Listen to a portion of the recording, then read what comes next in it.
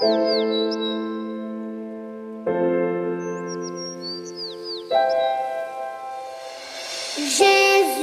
m'aime énormément. Dans la Bible, c'est écrit. Tous les enfants sont à lui. Ils sont petits et lui est grand. Oui, Jésus m'aime. Oui, Jésus m'aime. Oui, Jésus m'aime. La Bible me le dit. Jésus m'aime, lui crucifié, pour que je sois à ses côtés. Il a lavé mes péchés et m'invite à m'approcher. Oui, Jésus m'aime. Oui, Jésus m'aime. Oui, Jésus m'aime. La Bible me le dit. Oui, Jésus m'aime. Oui, Jésus m'aime. Oui, Jésus m'aime. La Bible me le dit. La Bible me le dit.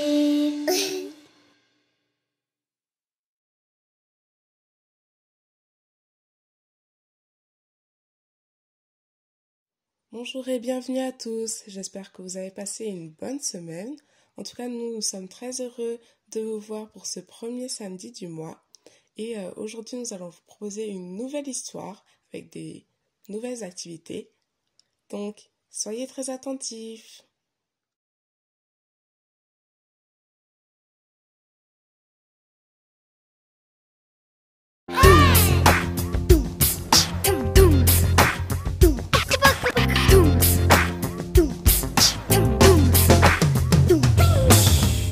Je veux te louer à pleine voix, tout ce que tu crées au fond de moi, à ma tête, à mes pieds, de haut en bas. Je veux te louer, mon Dieu, mon roi.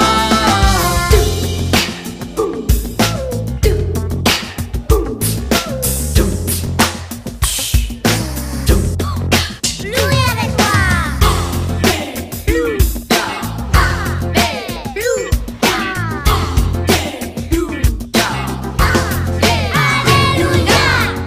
Je veux te louer à pleine voix, tout ce que tu crées au fond de moi, à ma tête, à mes pieds, de haut en bas. Je veux te louer, mon Dieu, mon roi. Je veux te louer à pleine voix, tout ce que tu crées au fond de moi, ma tête à mes pieds, de haut en bas. Je veux te louer, mon Dieu, mon roi. Je veux te louer à pleine voix, tout ce que tu crées au fond de moi, à ma tête, à mes pieds, de haut en bas. Je veux te louer, mon Dieu, mon roi.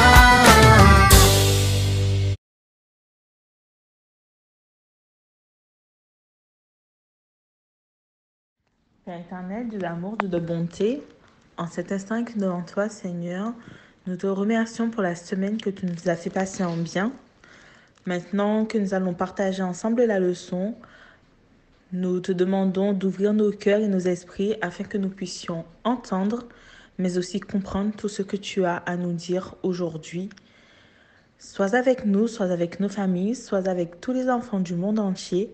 Au nom de Jésus, pour ta gloire éternelle. Amen.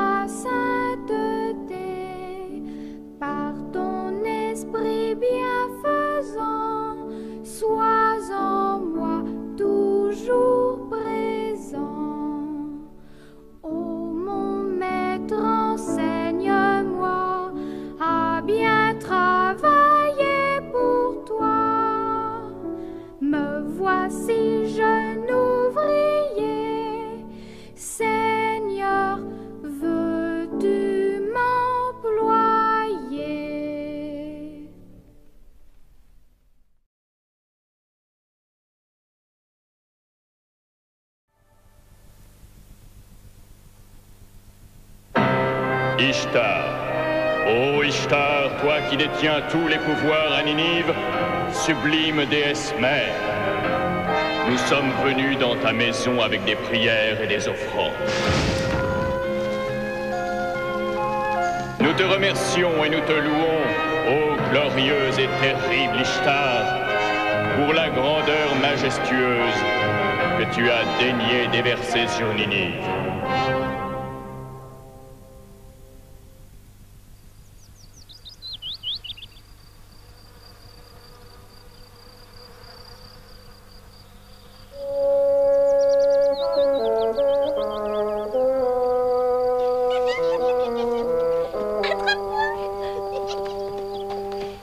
On ne peut pas être tranquille. Du bruit, toujours du bruit. Viens voir, dépêche-toi. C'est Jonas. Qu'est-ce qu'il fait? On est assez de cet endroit, sans calme ni tranquillité. On ne s'entend même pas penser. Quel drôle de monde. En fait, ça devient de pire en pire. Je ne vois que des gens qui désobéissent à Dieu et n'en font qu'à leur tête. Pas de respect pour Dieu et pas de respect pour ceux qui croient en lui. Je crois être l'une des rares personnes au monde qui non seulement croit en lui, mais lui obéissent. Jonas, le rochonneur. Quoi? Jonas, le ronchonneur. Allez-vous-en!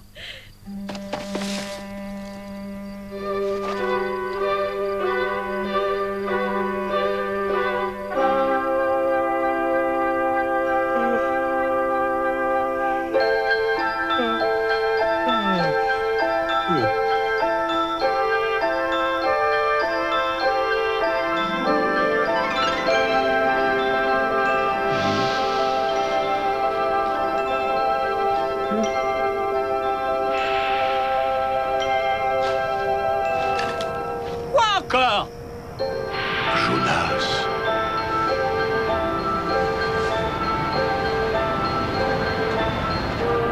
Qui est là?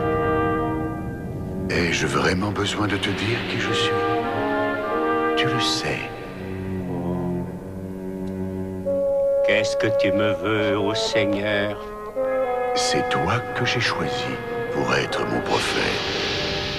Et c'est une trop lourde responsabilité pour moi. Quel message devrais-je porter à mon peuple?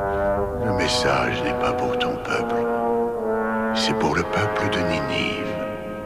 Ninive? Mais c'est à des kilomètres d'ici. Non, non, pas question.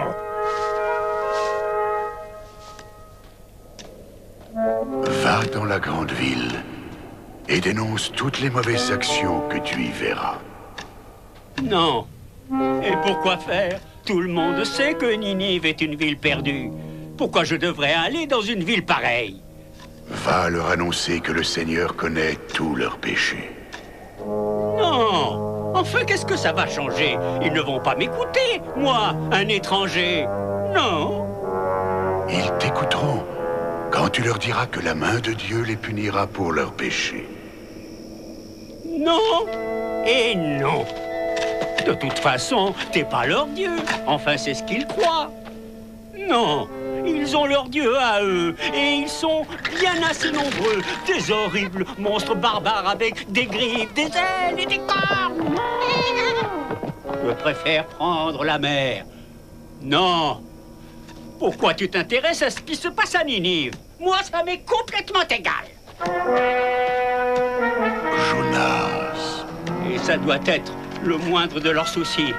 Non, non, non. Ninive est par là. Oh, merci beaucoup. C'est par là, pas vrai? Eh bien, moi, je vais par là.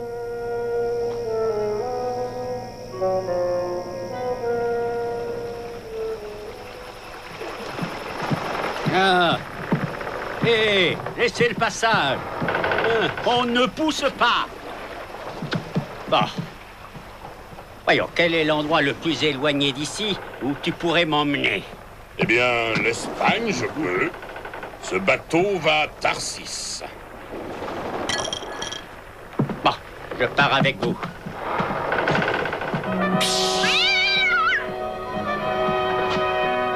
Amarrez les élingues. Levez la passerelle. Arrêt en bas. Levez la... Hissez la voile. Larguez les amarres.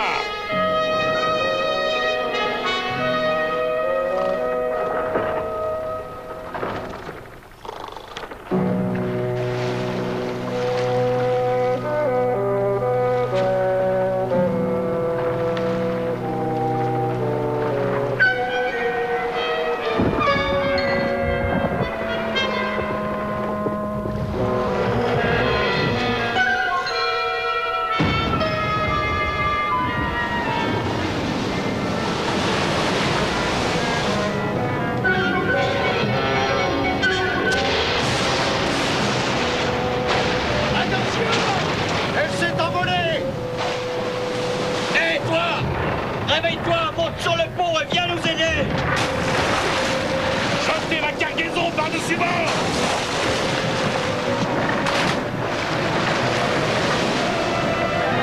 Allez, aidez-moi. Il n'y a jamais de tempête à cette époque de l'année. Le bateau est fondu. Alors priez, mon Dieu. Grand Assur, Père de tous les dieux, sauve-nous! Oh, grand Isida, sauve-nous, calme la tempête. Ça marche. Grand Dieu du soleil, montre-toi et fais-nous traverser la tempête. Vous perdez votre temps. Oh, ça ne sert à rien. Tu pourrais au moins prier ton Dieu. Ça ne servirait à rien non plus. Quelqu'un à bord doit être responsable de la tempête. C'est vrai. Quelqu'un vous a porté malheur. Silence. Tirons au sort pour savoir qui est le coupable. Oui, d'accord, d'accord. Celui qui tire la plus petite est le coupable. Ce n'est pas moi. Moi non plus. Hey, c'est pas moi. Il en reste deux. À toi. C'est pas la peine que je tire une balle. C'est de ma faute. C'est toujours de ma faute depuis que je suis petit. Ah. La plus petite, c'est lui. Qui es-tu? D'où viens-tu, vieil homme? Réponds-nous. Je vais vous le dire. Je suis Jonas. Je suis hébreu. Et je crains le Seigneur Dieu. Quel Seigneur Dieu? Le Dieu du ciel qui a fait la mer et la terre. Et pourquoi il nous envoie une tempête? Je voulais fuir le Seigneur, mon Dieu. Alors, qu'est-ce qu'on peut faire pour calmer sa colère? Jetez-moi à la mer. C'est de la folie. Jetez-moi par-dessus bord. Les dieux nous puniront. Assez, dépêchez-vous. Faites ce que je vous dis. À la mer. Ça s'arrête. Regardez les vagues. Remontez-le. Oh, ça recommence. Replongez-le dans l'eau.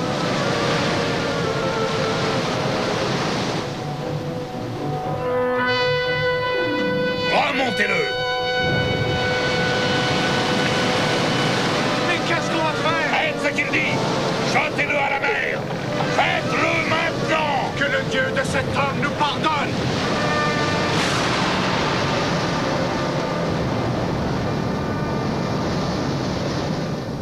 Gloire à toi, Seigneur, Dieu du ciel. Gloire au Dieu qui a fait la mer et la terre. Gloire au Dieu qui nous a sauvés du naufrage et de la...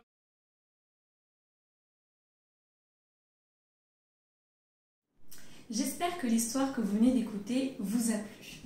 Nous sommes tous appelés à faire des choix dans tous les domaines de notre vie. Parfois, un choix est simple, comme par exemple, comment vais-je m'habiller ce matin? Est-ce que je vais mettre le pantalon noir ou est-ce que je vais mettre le pantalon gris ou est-ce que je vais mettre une robe? Ces choix-là sont assez simples. Mais il existe des choix beaucoup plus compliqués à prendre. Par exemple, est-ce que nous devons déménager avec toute la famille dans telle ou telle ville?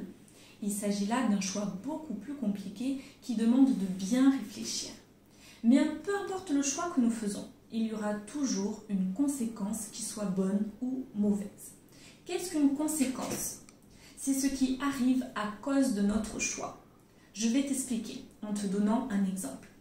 Je choisis par exemple aujourd'hui de manger tout le pot de glace qu'il y a dans ma cuisine. Tout le pot en entier. Qu'est-ce qu'il va se passer à ton avis? Quelle est la conséquence si je mange tout le pot de glace? Et oui, je risque d'avoir très mal au ventre. Dans la Bible, il nous est raconté beaucoup d'histoires où des personnes ont dû prendre une décision, faire un choix. Nous allons voir au travers de l'exemple de Jonas que tu viens de voir que nos choix peuvent avoir aussi des conséquences bonnes ou mauvaises sur la vie d'autres personnes autour de nous. Et qu'il est important de prendre la décision, pas parce que nous le voulons, mais parce que nous savons que c'est la volonté de Dieu. Tout d'abord, qui était Jonas? Est-ce que tu savais qu'à cette époque, Israël, le peuple que Dieu a choisi et avait fait sortir d'Égypte, était divisé en 12 tribus. Et les 12 tribus avaient 2 rois. Un roi pour les 10 tribus du nord et un autre roi. Nous allons surtout parler du royaume et du roi des 12 tribus du nord. Le roi s'appelait Jéroboam II. Il était l'un des rois les plus puissants du royaume du nord à ce moment-là. Il faut savoir que Ninive, la ville où Dieu a demandé à Jonas d'aller pour les prévenir, était une très grande ville, puissante.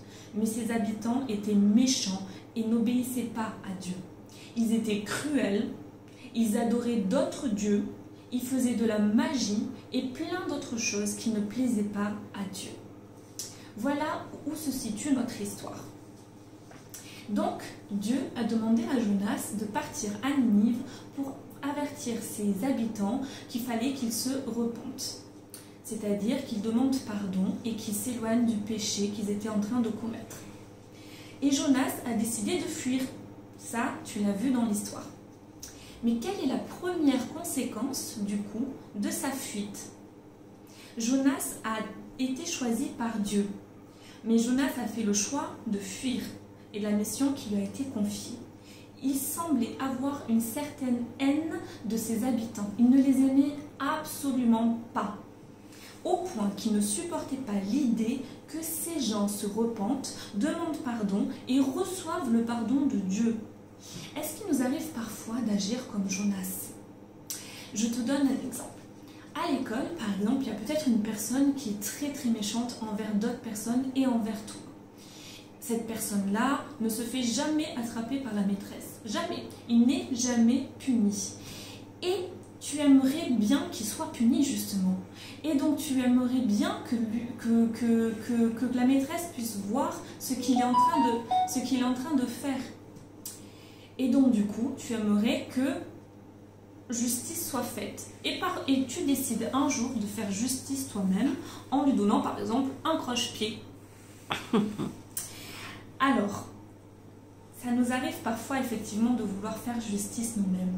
Et c'est ce que Jonas aurait voulu faire certainement. Il aurait aimé que les Assyriens ne décident pas de demander pardon à Dieu et qu'ainsi, ils ne reçoivent pas le pardon de Dieu. Mais est-ce une bonne chose? Dieu a fait venir son Fils unique sur terre pour chacun d'entre nous. Or, est-ce qu'on mérite plus qu'une autre personne d'être pardonnée? Je ne pense pas. Souvenons-nous que personne ne mérite la grâce du Seigneur et personne ne mérite ce pourquoi il est venu sur terre. Ainsi, le choix de Jonas de ne pas aller à Ninive pour leur dire ce que Dieu lui a demandé de dire aurait pu avoir des conséquences négatives, c'est-à-dire des conséquences mauvaises pour ses habitants. Mais, bonne ou mauvaise nouvelle, tu le découvriras toi-même, je te laisse lire l'histoire de Jonas et aller un tout petit peu plus loin avec ton papa et ta maman parce que tu te rendras compte que finalement il est allé à Ninive. Mais voici la première conséquence, c'est-à-dire qu'il aurait pu ne pas permettre à des personnes de rencontrer Dieu. Quelle est la deuxième conséquence de sa décision? La deuxième conséquence de sa décision arrive arrive au moment où il décide de prendre le bateau. Donc tu l'as vu dans l'histoire, il fuit à l'opposé. Ninive est là, il décide d'aller de l'autre côté. Et il décide pour cela de prendre un bateau.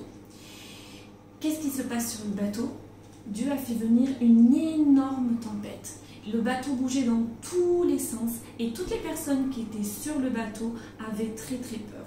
Ils ont commencé à prier leur Dieu. Mais nous savons qu'il n'en existe qu'un seul Dieu qui réponde à nos prières. Alors la tempête a continué de secouer le bateau. Et les marins ont réveillé Jonas et ont tiré au sort pour savoir qui est responsable de ce malheur. Et le sort est tombé, tu l'as vu dans la vidéo, sur Jonas. Et qu'est-ce que les marins lui ont demandé à ce moment-là? Ils lui ont demandé qui il était, qu'est-ce qu'il faisait et pourquoi est-ce que son Dieu était en colère contre lui. Et c'est à ce moment-là que Jonas leur a expliqué qu'il était hébreu, qu'il fuyait Dieu alors que Dieu lui avait donné une mission et que c'était pour cela que la tempête était arrivée. Qu'est-ce qu'il était en train de faire, Jonas, là? Il était en train de témoigner de Dieu, de son Dieu et de notre Dieu, en donnant aussi la solution pour la tempête. Quelles conséquences cela a eu? Oui, évidemment, ils l'ont jeté par-dessus la mer comme il lui a été demandé. Et si tu lis l'histoire avec ton papa et ta maman, tu te rendras compte qu'il a été mangé par un poisson et qu'il est resté pendant 3 jours et 3 nuits à l'intérieur de ce ventre de poisson. Mais la conséquence n'est pas pour lui. La conséquence dont je te parle, c'est par rapport aux marins qui étaient sur le bateau. Qu'est-ce qui s'est passé au moment où Jonas leur a témoigné de qui était Dieu? Ils ont réfléchi. Ils se sont dit, nos dieux à nous ne répondent pas. Mais lui dit que c'est sa faute et que son Dieu à lui pourrait répondre et arrêter la tempête puisque c'est lui qui a créé la mer, la terre, le ciel et tout ce qui existe. Donc si on le jette par-dessus bord, est-ce que tu penses qu'à un moment donné ils ont réfléchi en se demandant et si jamais on le jetait par-dessus bord et qu'il ne se passait rien? Ils y ont peut-être pensé et pourtant ils ont décidé de croire. Et ils ont jeté Jonas par-dessus bord. Et ils se sont rendus compte que la tempête s'est effectivement arrêtée. Quel merveilleux témoignage ce jour-là pour ces marins sur ce bateau. Ils ont rencontré le grand Dieu créateur de l'univers. Voilà la deuxième conséquence de la fuite de Jonas. Une conséquence positive car cela a permis à des personnes qui ne connaissaient absolument pas Dieu de le rencontrer ce jour-là sur ce bateau. Alors, j'aimerais vous inviter aujourd'hui à faire un choix, celle de témoigner, de témoigner de Dieu partout où vous allez, mais surtout faire le choix de faire ce que Dieu vous demande de faire. Rappelons-nous qu'il désire faire le meilleur pour chacun d'entre nous. Et quoi qu'il arrive, il est tout puissant pour accomplir sa volonté. Il contrôle chacune des situations de notre vie. Alors faisons-lui confiance et lorsqu'il nous demande quelque chose, parce que c'est à cela que nous sommes appelés. Et toi, peu importe l'âge que tu as, tu peux déjà choisir aujourd'hui de témoigner de Dieu auprès des personnes qui sont autour de toi et de faire le choix d'obéir à Dieu en faisant de bonnes choses et en lisant ta Bible et en priant tous les jours. J'aimerais que tu répètes après moi le verset à mémoriser qui se trouve dans le Psaume 40, verset 9. J'espère que ce verset t'accompagnera tout le long de la semaine. Le verset dit « Je prends plaisir à faire ta volonté, mon Dieu ». Alors, je n'ai jamais fait de signe de ma vie, mais je vais essayer de le faire avec toi également. Je prends plaisir à faire ta volonté, mon Dieu. Voilà, j'espère que tu t'en rappelleras toute la semaine qu'il faut prendre plaisir à faire la volonté de notre Dieu. Amen et bonne fin de sabbat à tous. Coucou les enfants!